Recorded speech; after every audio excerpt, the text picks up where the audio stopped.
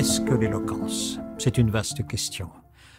Si je voulais résumer, je dirais que c'est à la fois une douceur et une violence. Ce sont toujours les deux.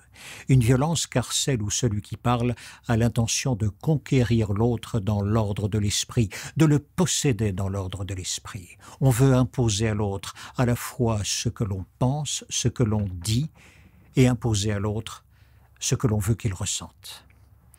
Et on sait pertinemment, et vous et moi, que lorsque l'autre est ainsi conquis, alors l'esprit s'abandonne ainsi que le corps.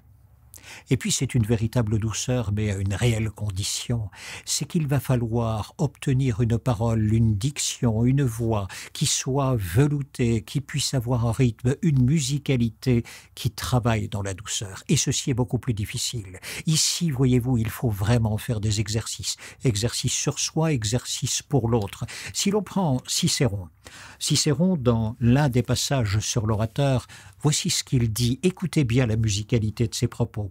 « Je ne m'arrêterai pas non plus sur la clarté de la diction. Vous savez qu'il faut être correct, choisir le mot propre, éviter les équivoques et les phrases embrouillées, ne pas faire des périodes trop longues, ne pas pousser trop loin les métaphores, mettre de la liaison dans les idées et établir de l'ordre relativement au temps et aux personnes. Est-il besoin d'ajouter autre chose ?» s'interroge-t-il encore. Cette qualité me paraît facile. On dit quelquefois, s'agissant des avocats, qu'un client serait plus intelligent que son défenseur. Et c'est ce que je ne conçois pas.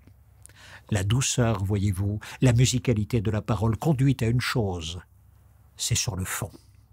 Et c'est là-dessus où il faut travailler.